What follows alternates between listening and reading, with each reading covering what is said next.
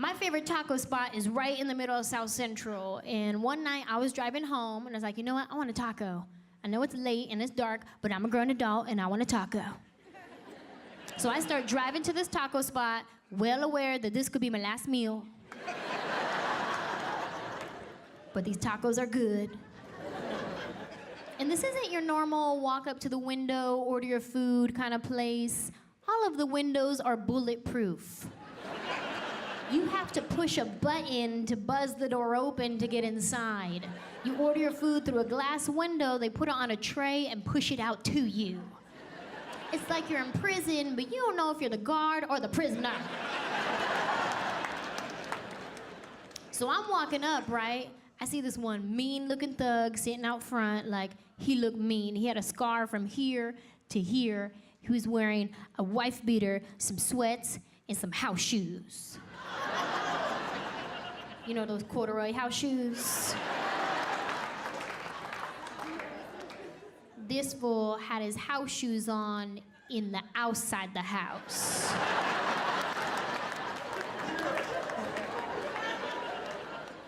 So I'm walking up, right? I see this guy.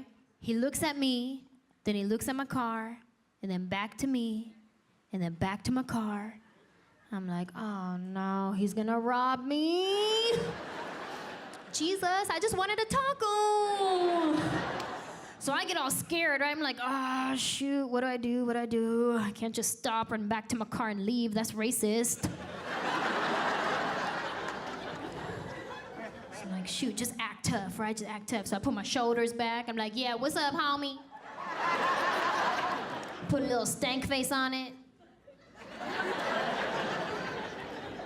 He goes, hey. What's up, blue shirt? Hey, you think you hook it up with a chicken taco right quick? Oh, he just wants a taco, thank you, Jesus. So I'm like, yeah, dude, I'll get you a taco, that's no problem. That is no problem. So I push the button, buzz the door open to get inside. This dude comes walking in right behind me, like breathing down my neck. I said, oh, he tricked me, he tricked me. He said he just wants taco, he gonna rob us. That's my bad. That's my bad. He's like, hey, you can tell him put some sour cream on it? He's like, ooh, he just getting picky, that's all. My bad. So this guy goes and finds himself a nice little table at the restaurant. I walk up to the window and I'm like, okay, look. I don't know this fool. But he asked me to give him a taco, so I'm gonna give him a taco because I'm scared. But if I give you the sign,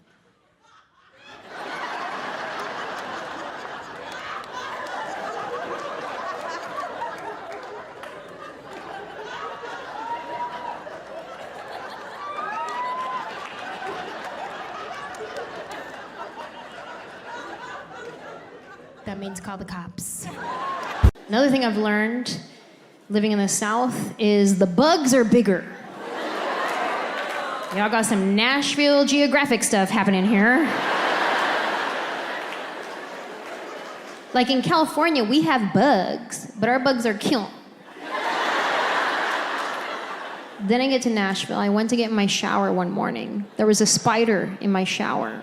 Now this spider was so big, I thought I was interrupting him. I did. I went to open the shower curtain. I was like, oh my God, I'm so sorry. I didn't know anybody was in here, my bad. He was big and he was furry too. Yeah, I didn't know if I should brush it or smush it. I didn't know. He was so furry, he had dander. Ew. I need my Zyrtec pill just for the spider dander. I was like, sir, the Head and Shoulders is right there. Help yourself. If I ever have to kill a spider that big, I am morally conflicted. Because at that point, that's a pet.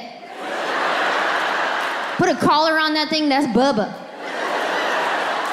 Bubba had plans that day. He was just getting started, he's in the shower. That's messed up. If you ever have to kill a spider that big, you could hear the crunch. And if you hear the crunch, you know that thing had a soul. That's messed up. I used to kill any spider or bug that was around me because I don't like bugs at all. But over the past couple of years, I have this newfound respect for nature and insects. So now, if I ever see a spider in my house, what I like to do is scoop it up in a container, take it outside, throw it in a bush, and then immediately go like this.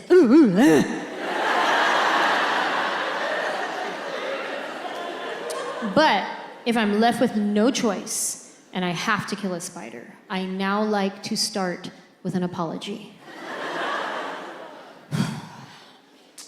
Listen, sir. I know you weren't expecting this today. I'll be honest, neither was I. Truth is, I don't know you. You could be poisonous and you could kill me. So at this point, it's either me or you. And I have chosen you.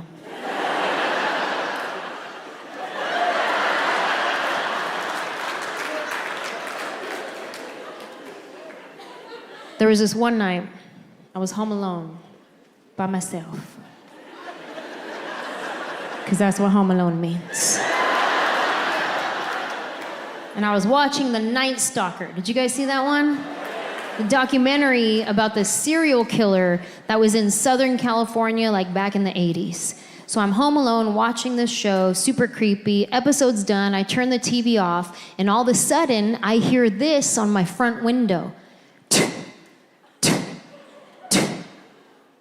I said, nope.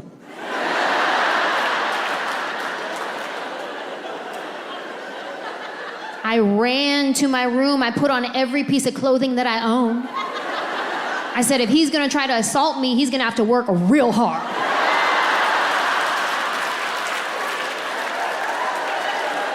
I don't have no weapons in the house. What's my self-defense weapon? Denim, 3 pair.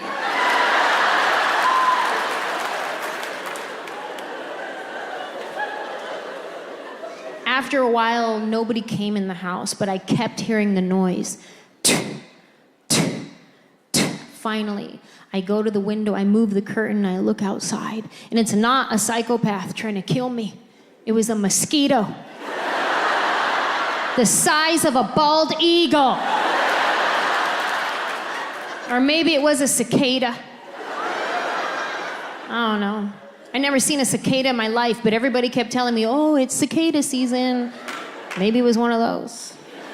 Maybe it was a mix of both. Maybe it was a muscada. I don't know. Some Nashville Geographic stuff happening. This was the kicker for me, though. There was one night I was driving home, and I'm pulling into my driveway, and what do I see? A snake slithering across. That's where I draw the line right there. That's where I was like, all right, you know what, Nashville? Bless your heart.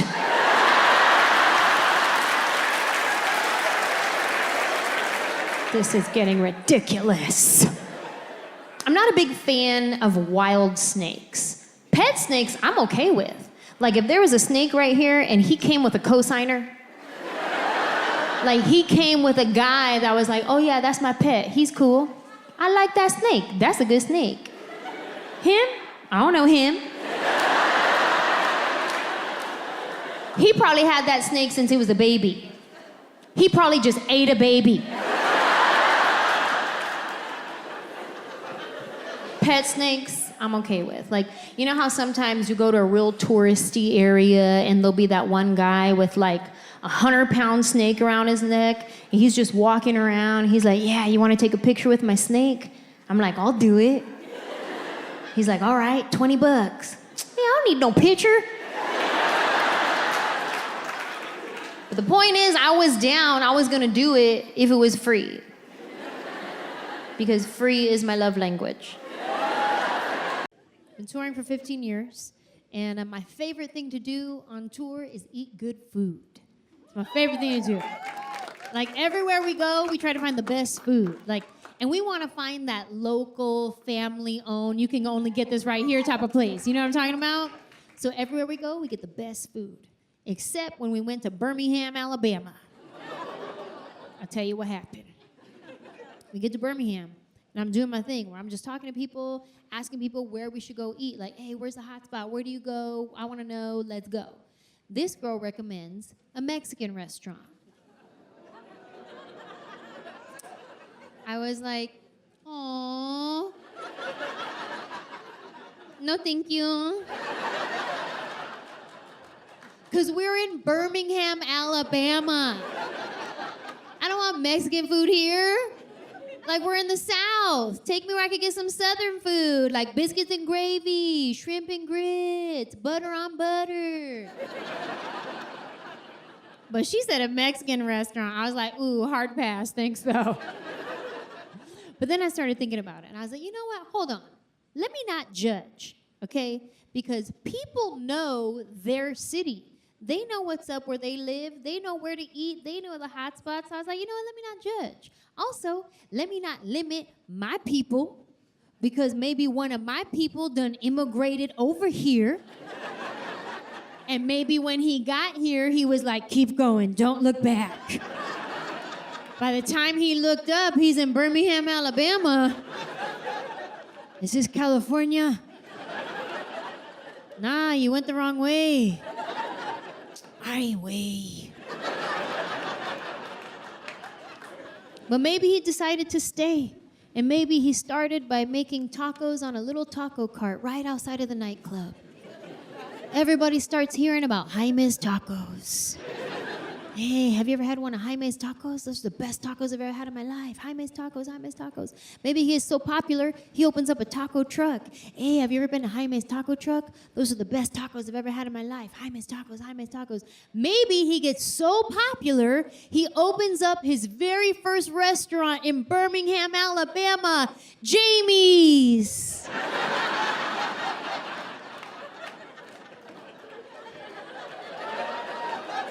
Maybe that's what happened.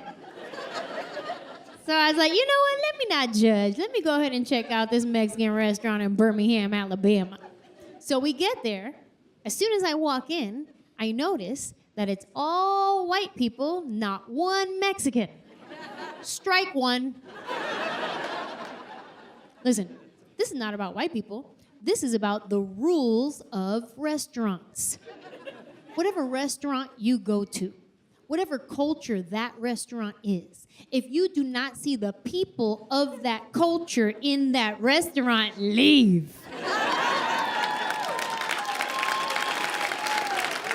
Because if they won't even co-sign on this, it's not legit. If you go to a Chinese restaurant and you don't see no Chinese people, girl, bye. Even if you see one Chinese guy, listen real close, he might be adopted, don't fall for it. You need 2 cosigns in that situation. I walk into this Mexican restaurant, I didn't have no cosigns. I became the cosign. I was like, oh man, we already drove all the way out here. Let's just give it a shot. We sit down. They charged me for chips and salsa. Strike 2. Everybody knows that chips and salsa are free.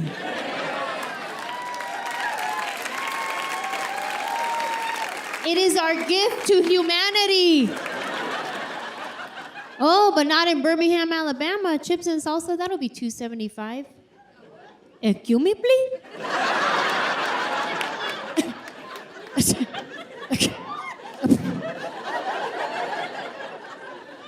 I'm sorry, is Jaime here? If that wasn't bad enough, this next moment is where my life changed.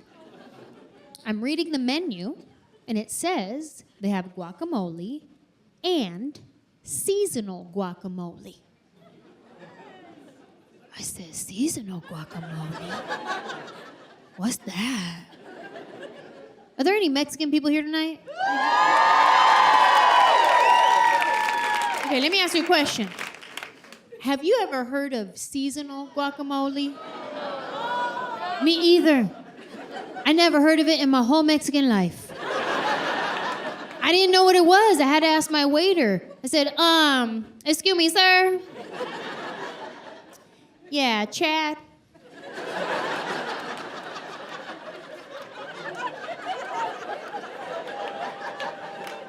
Let me ask you a question. What comes in the seasonal guacamole? And he says, walnuts and candied apples.